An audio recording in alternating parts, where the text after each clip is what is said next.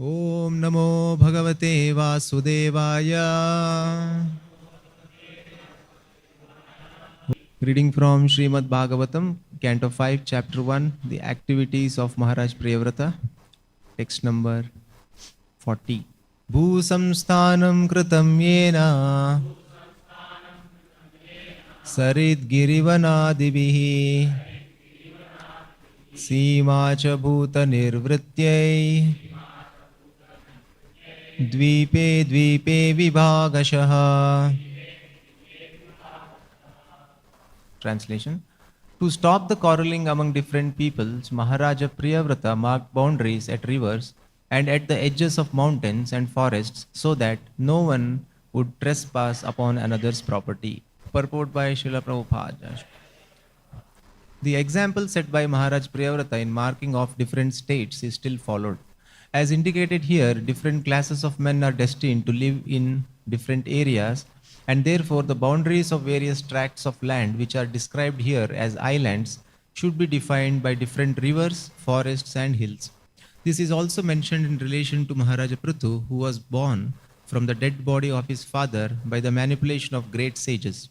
Maharaja Prithu's father was very sinful, and therefore a black man called Nishada was first born from his dead body. The Naishada race was given a place in the forest because by nature they are thieves and rogues. As animals are given places in various forests and hills, men who are like animals are also destined to live there. One cannot be promoted to civilized life unless one comes to Krishna consciousness, for by nature one is destined to live in a particular situation according to one's karma and association with the modes of nature. If men want to live in harmony and peace, they must take to Krishna consciousness, for they cannot achieve the highest standard while absorbed in the bodily concept of life. Maharaj Priyavrata divided the surface of the globe into different islands so that each class of men would live peacefully and not clash with the others. The modern idea of nationhood has gradually developed from the divisions made by Maharaja Priyavrata. Thus ends the Bhaktivedanta purport. So we are seeing towards the end of this chapter a few concluding verses. Shukadev Goswami is saying that these were the activities of Maharaj Priyavrata, and he is glorified in different parts of the universe. And he has picked up a few shloka. Tasyaha va ete shlokaha. And this is one of the 3 such verses which we are reading today. And in today's verse, the shloka says, Bhusam sthanam kritam yena. Priyavrata's work was of a grand scale. Bhusam sthanam. The entire situation of the earth, kritam yena, he who did this. And what did he do? Sarit girivanadibihi, Sima. He created boundaries with rivers, Sarit, Giri, mountains, Vana, forests, Adibihi. So he Sima cha. In this way, boundaries were drawn so that bhuta nirvrityai. Nirvritha means to bring peace, to have a peaceful existence. Bhuta nirvrityai, meaning, so these nations would be divided, would be defined so that they can live peacefully without quarreling. Bhuta nirvrityai. Dvipe dvipe vibhagashaha. In this way he created varieties of nations in the form of an island, described as an island, and vibhagashaha, he divided it in this way. To stop the quarreling among different peoples, Bhuta nirvrityai. Maharaj Priyavrata marked boundaries, Sima Kritam, at rivers, Sarit, at the edges of mountains, Giri, and forests, Vanadibihi, so that no one would trespass upon another's property. Bhuta samsthanam kritam ena.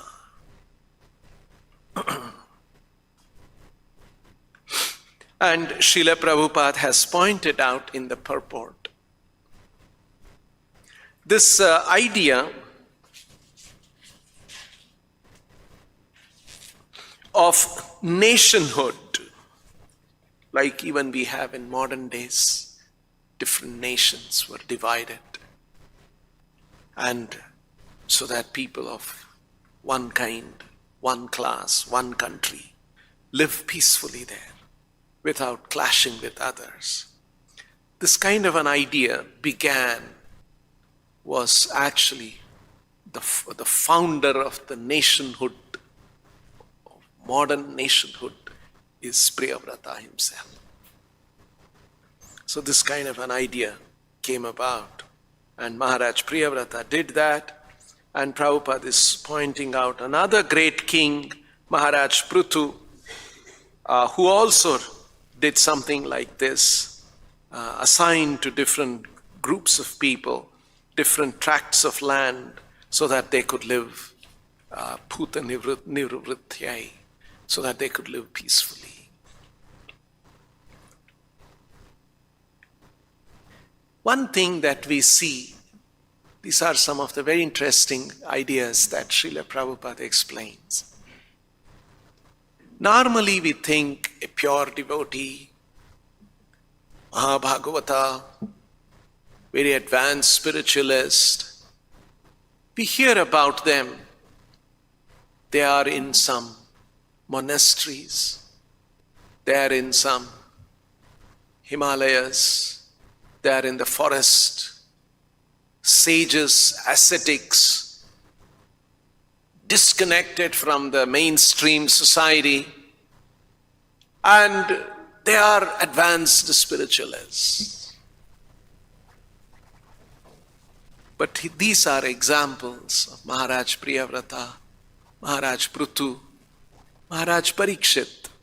These are all examples of great devotees, pure devotees, advanced spiritualists who were ruling the world in the midst of the society, making big decisions about the world, and at heart they were great devotees. So Prabhupada comments on a similar lecture on this theme, and Prabhupada says, it's not that Mahabhagavatas are needed in temples and churches only. Mahabhagavatas are needed in every aspect of human life so that they can create a very important positive influence in that section. So it's not just that sadhus should be pure devotees, should be sadhus. Such pure devotees should be among businessmen, among politicians, among housewives, among school teachers, among every singers, every artist, an entertainer. In every aspect of society, there is the need of a pure devotee. And in that context, Srila Prabhupada recalls, my spiritual master used to tell us that if a high court judge becomes a Mahabhagavata, then our preaching has made little progress. So the ambition is very large, that there should be many, many more such Mahabhagavatas in different facets of life. So this is a very beautiful understanding. It's not that the Bhagavata philosophy, the Bhagavad Gita philosophy, is something that is practiced in temples, in some holy places, by some holy men in some forests and mountains, far disconnected from the general populace. And this is meant for one group of people. And in the general populace, they are, in the midst of so many things, running their families, their homes, their businesses, and their kingdoms, and such things. What can they learn from these people? This is a disconnected world, that's another disconnected world. No. In other words, Srila Prabhupada builds a much bigger canvas of spirituality. A much bigger canvas of spirituality which will permeate and create a positive influence in every aspect of human life. This is the kind of a vision that Srila Prabhupada presents. In the first canto of the Srimad Bhagavatam, that verse, Kamasya nendriya priti, jive labha jiveta yavat, jivasya tattva jignasa, nartho yascheha karma bihi. It's a very important verse in the Bhagavatam, which actually opens up this idea.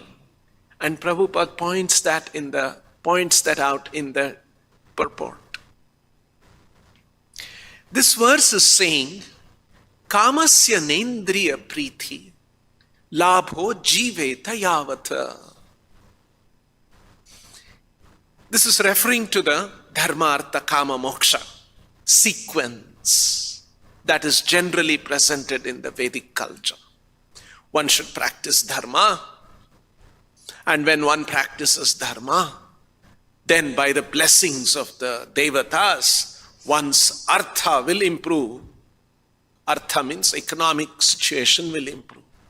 And when economic situation has improved, then you can fulfill your kama, material desires. And then when you are fulfilled, when you try to fulfill your material desires, hopefully you will come to a stage where you feel satiated, and then you can think about moksha. And if it doesn't happen in a lifetime, don't worry, it may take maybe 100 lifetimes or 1,000 lifetimes, and good luck for you. So this is the general idea of dharma, artha, kama, moksha. But the Srimad Bhagavatam's presentation is no. Can we do something very quickly? After all, if moksha is the highest thing, can we give the highest thing to everybody? So Bhagavatam presents an alternative. And the Bhagavatam says, Kamasya na indriya pritihi. Kama, life's desires, should not be aimed at gratification of the senses. Because gratification of the senses will not fulfill the soul. Gratification of the senses will never satisfy the soul. And gratification of the senses will entangle the living entity with more miseries in this world. So that's not the best thing. So, kamasya na indriya priti, kamasya nendriya priti. Labho jiveta yavat. So then what should kama, life's desire be? And what should labha? Labha means artha. What should artha be? Labha and artha, labho jiveta yavat. This is a very revolutionary idea. Bhagavatam says, one should not desire, life's desire should not be directed towards gratification of the senses. One should only desire a life of self-preservation. Labho jiveta yavat. Yavat jiveta. means just sufficient. We need some food, we need some decent shelter, we need some decent clothing. For this much you don't have to work so hard. You can lead a comfortable life. Labho jiveta yavat. Okay, all right. I will not desire to gratify my senses and entangle myself in this world, and I lead a peaceful life. But then I'll have a lot of time. I have a lot of energy. I can do many things. What should I do with that? Jivasya tattva jignasa. You must engage in tattva jignasa of jiva. Who am I? What is my truth? What is the truth of my existence? Jivasya tattva jignasa. And this jivasya tattva jignasa should become the goal of my life. Narto yasceha karma bihi. Na artaha yascha iha karma bihi. The last line is a real twist, a real surprise in this verse. And then the last line says, this jivasya tattva jignasa should be the goal of every activity. Nartho yasceha, na artaha. Goal, artha here means purpose. The purpose of activity, yasceha karma iha karma bihi, in this world, the activities that people perform, narto yasceha karma bihi. There should be no other goal in activities of people of this world, iha, of this world, other than what? Jivasya tattva jignasa, narto yasceha karma bihi. So this verse posits something very, very unusual, which can actually become a foundation of social organization. Today's world, what is the foundation of social organization? What do political parties, what do political manifestos say? One common thing. You please elect us. We will bring a political philosophy. We will implement a political program which will maximize gratification of the senses for people. Our industrial policy will be to see that all of your senses are gratified more and more. Our foreign policy will be such that your gratification is maximized. Our economic policy will be such that your gratification of your senses is maximized. This is the promise that all political parties, all social political philosophies want to present.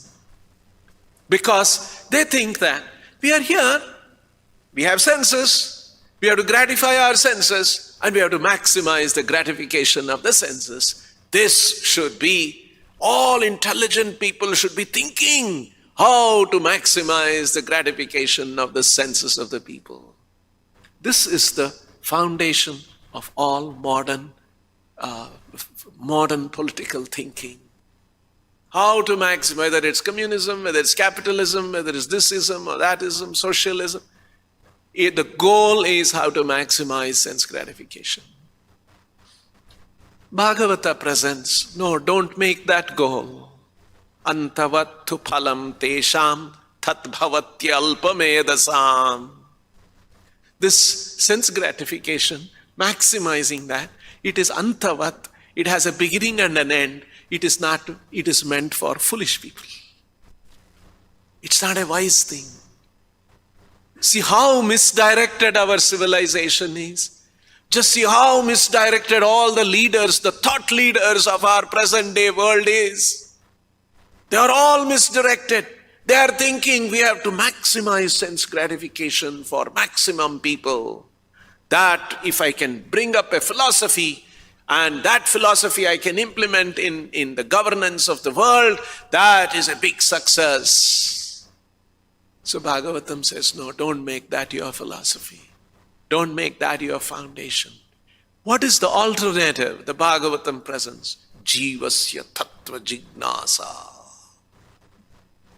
Researching into understanding who we are. Who are we? What is our truth? So, how we can maximize this in the society? Now, okay, if you're saying Jivasya Tattva Jignasa becomes the foundation of the world, then what will happen to our industries? What will happen to our commerce? What will happen to foreign relation? What will happen to all these different other things that we have created in this world? No, don't worry.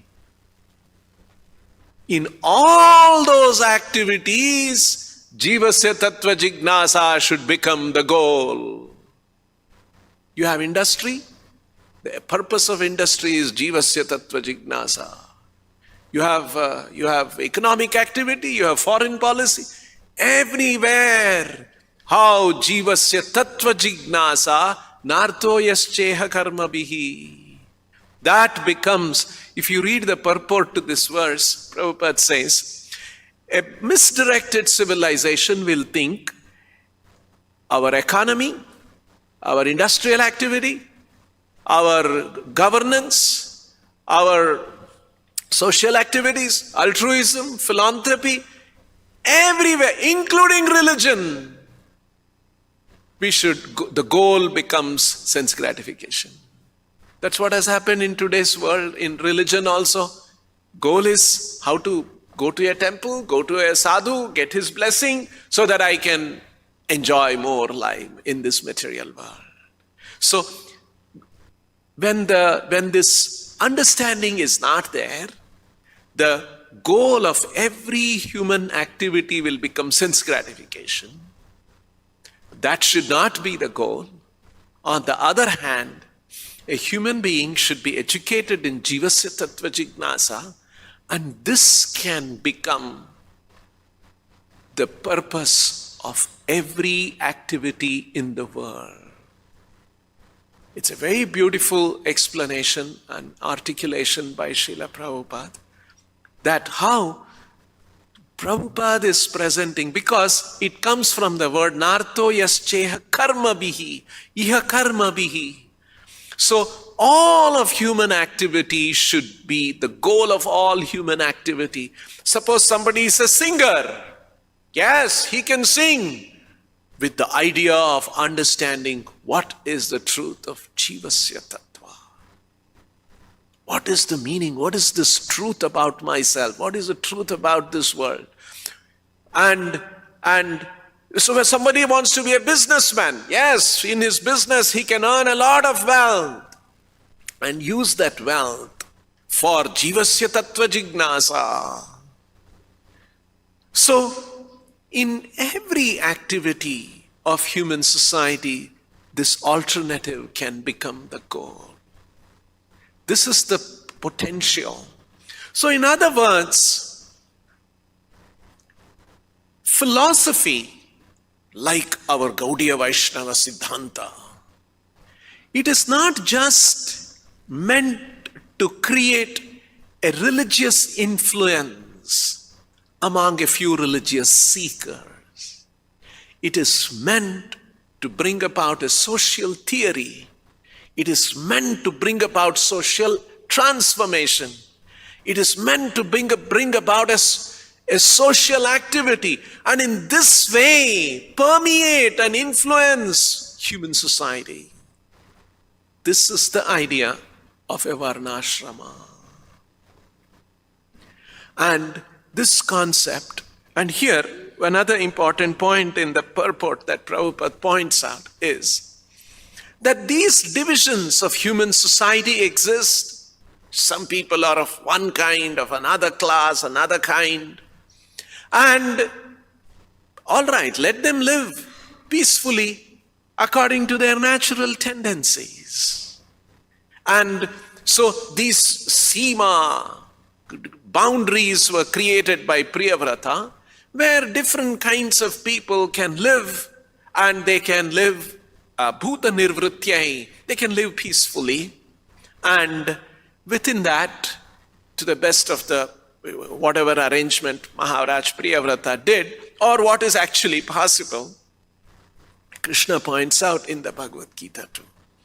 So in other words, some people are, this whole philosophy is that we all have a certain nature, and that nature is defined by guna and karma, a certain modes of influence that is dominating in us, and a certain karma history that we all have. Because of that, we are born with a certain nature.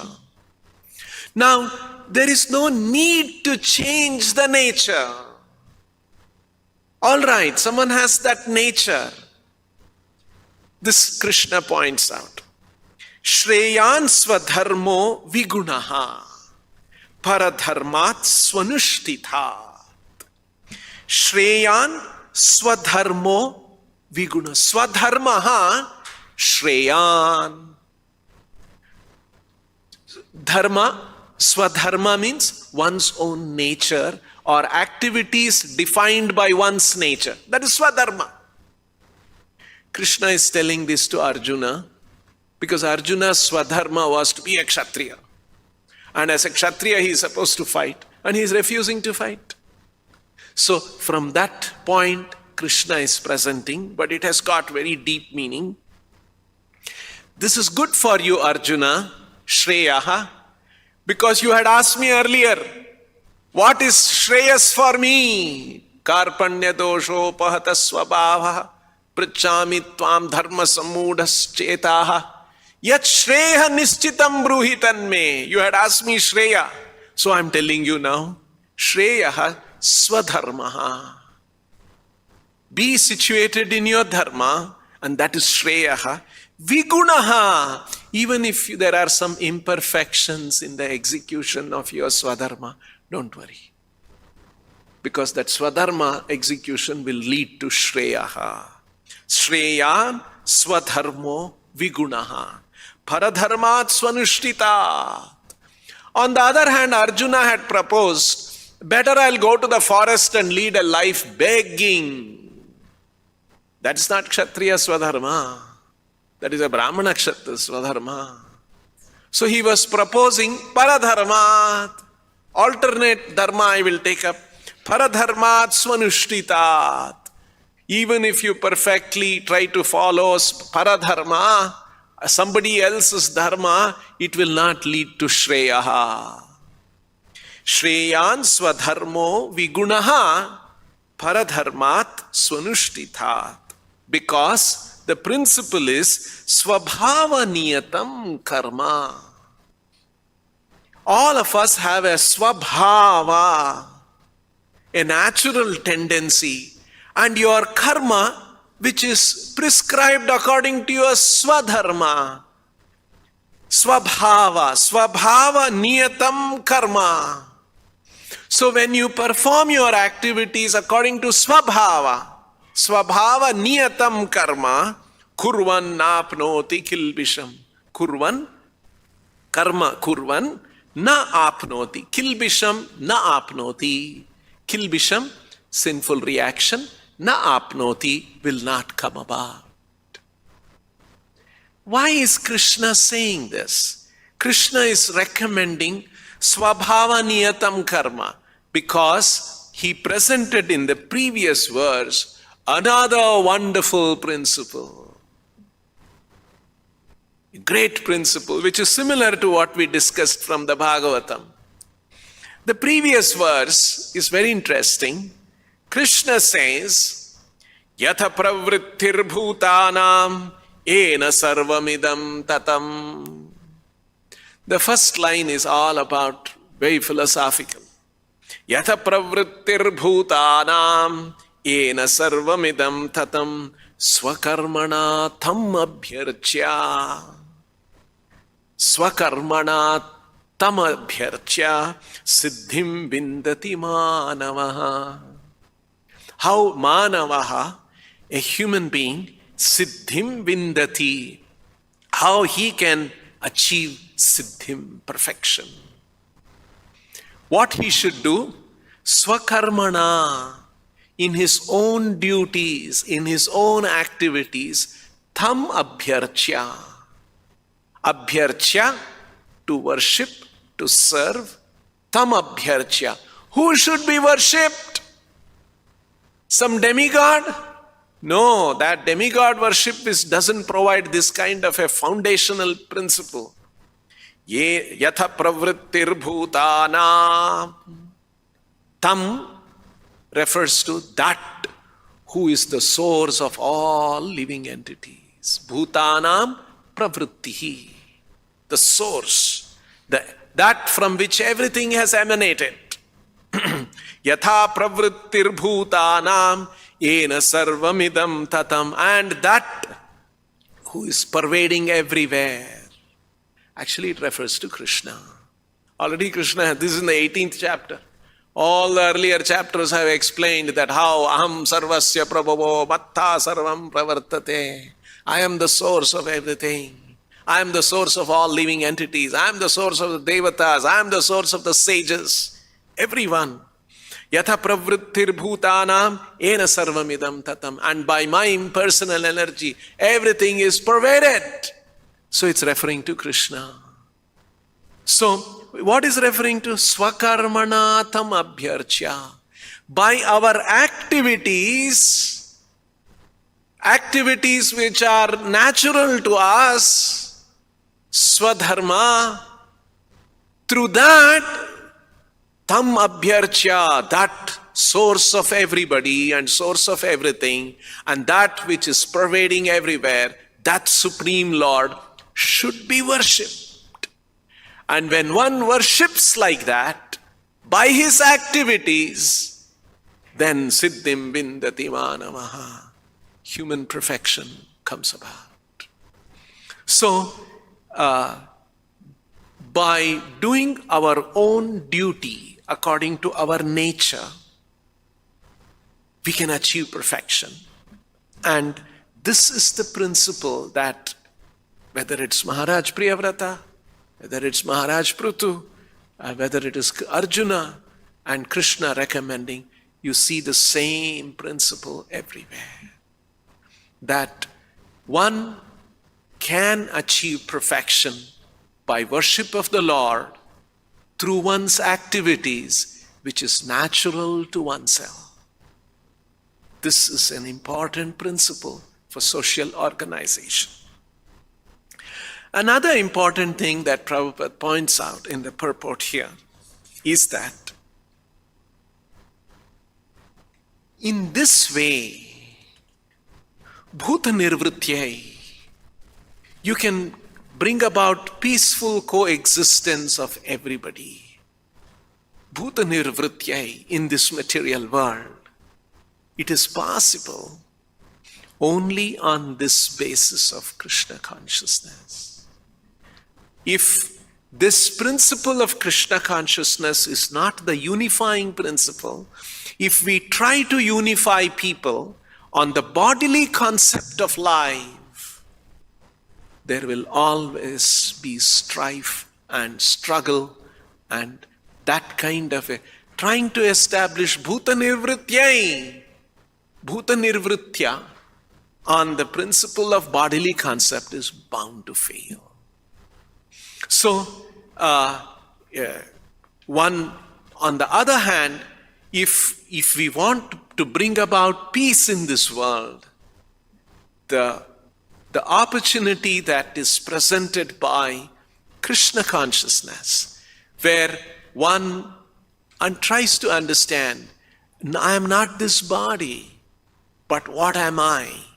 And everyone is engaged in activities of Krishna consciousness. Activities of Krishna consciousness is what Krishna is also recommending here. Swakarmanatam abhyarchya. By your activities, you should be worshipping the source of all living entities and that which is pervading everywhere. So in other words, this is the principle, this is the policy that can actually bring about bhuta nirvrityai. People can exist happily together here with discovering oneself, who we are, who is our source, and all our activities as a service to that source, as a worship of that, all this common source of everybody. So this is a very beautiful philosophy that Krishna is bringing out, whether it is in the Gita or it is in the Srimad Bhagavatam. And there are examples of great kings and emperors who ruled by this principle.